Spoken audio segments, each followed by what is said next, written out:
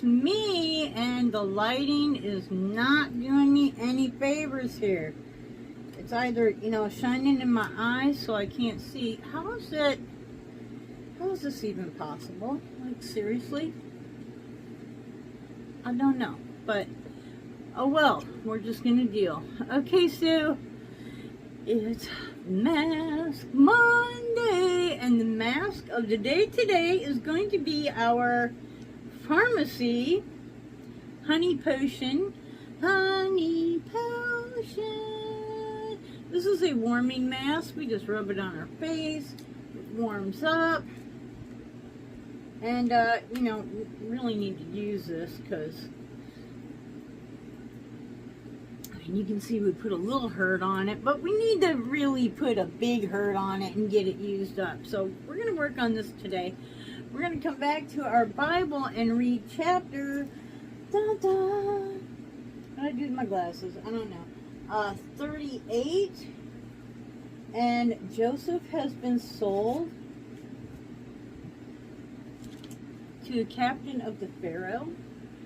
I'm going to put this on, and I'll be right back. Mask up! It's Mask Monday. Whew, this is a really, really good moisturizing mask, and it's just, you know, every now and then I kind of like to just do this one, and it's a miracle. We can see it is a miracle. I'll tell you about that sometime, because God totally gave me my eyes. Okay, chapter 38. So where are we at? Joseph has been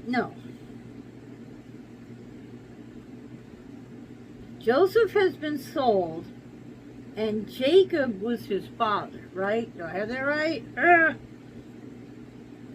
And all his sons and all his daughters rose up to comfort him, but he refused to be comforted, and he said, I will go to my grave unto my son mourning. Thus the father wept for him. And yeah, he was sold. Joseph was sold into Egypt to a guy named Potiphar, an officer of the Pharaoh and a captain of the guard. And so we begin chapter 38. And it came to pass at that time that Judah, who's I think one of the brothers that sold Joseph, Judah went down from his brethren and turned into a certain Adullamite, whose name was Hira. And Judah saw there was a daughter of a certain Canaanite, whose name was Shurah. And he took her and went in unto her, and she conceived and bore a son, and he called his name E-R. And she conceived again and bore a son, and she called his name Onan. And yet again conceived and bore a son, and named him Shelah. And he was at Shezib when she bore him. Judah took a wife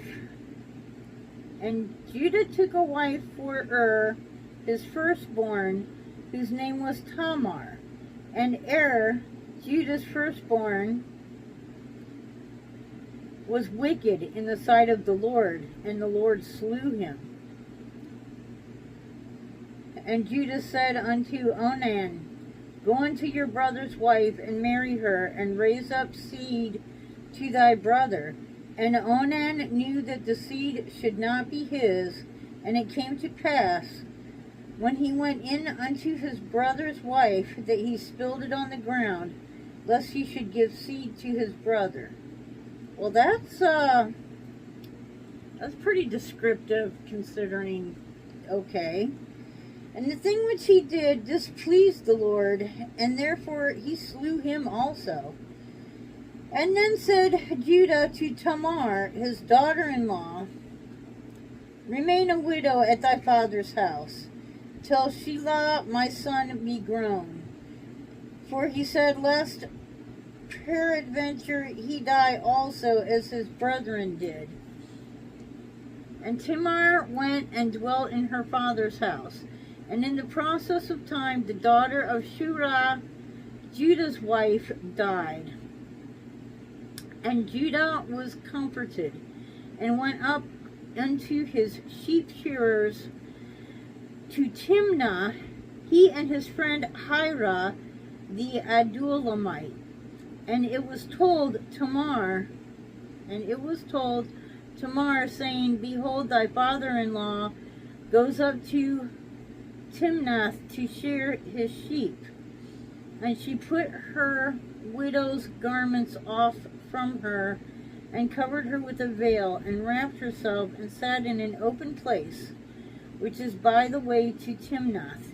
For she saw that Shelah was grown, and she was not given unto him to wife. When Judah saw her, he thought her to be a harlot, because she had covered her face. And he turned unto her by the way, and said, go to, I pray thee, let me come in unto thee. For he knew not that she was his daughter-in-law. And she said, what will I give thee, that thou mayest come in unto me? And he said, I will send thee a kid from the flock. And she said, wilt thou give me a pledge till thou send it? And he said, what pledge shall I give thee? And she said, thy signet, and thy bracelets, and thy staff that is in thy hand. And he gave it to her, and came in unto her, and she conceived by him. And she arose, and went away, and laid by her veil from her, and put on the garments of her widowhood. Judah sent the kid by the hand of his friend the Adullamite to receive his pledge from the woman's hand. But he found her not. Then he asked the men that place, where is the harlot that was openly by the wayside? And they said, there was no harlot in this place. And he returned to Judah and said, I cannot find her.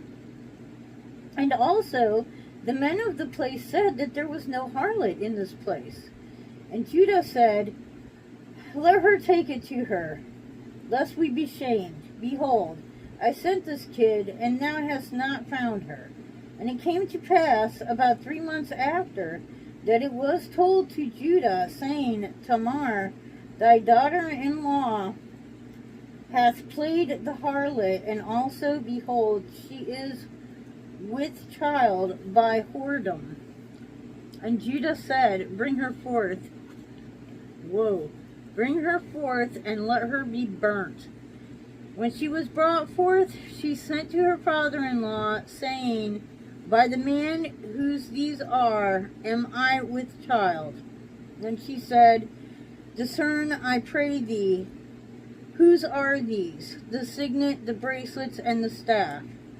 And Judah acknowledged them, and said, she hath been more righteous than I, because that I gave her not to Shelah my son, and he knew her again no more. And it came to pass in the time of her travel, that behold, twins were in her womb. And it came to pass when she travailed, that the one put out his hand, and the midwife took and bound upon his hand a scarlet thread, saying, this one came out first. And it came to pass, as he drew back his hand, that, behold, his brother came out. And she said, how hast thou broken forth?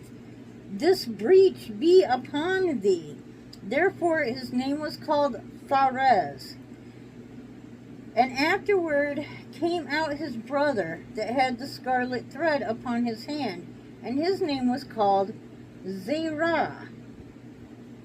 Chapter 39. Okay, I think quite a lot happened in 38. Judah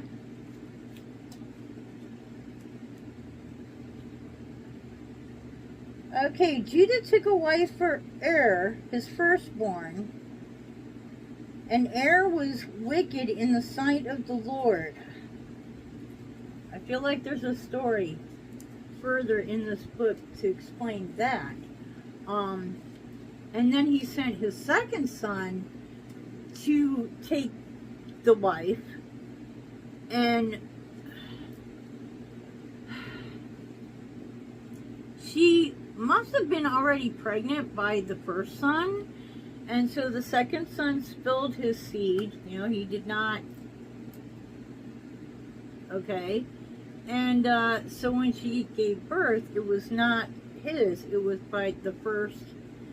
You know, nobody. He knew it was the son of the first son, and then he died because God said, "No, that's not how I wanted this to go down," or whatever. I'm not. Y'all are not playing by my rules. So he died, and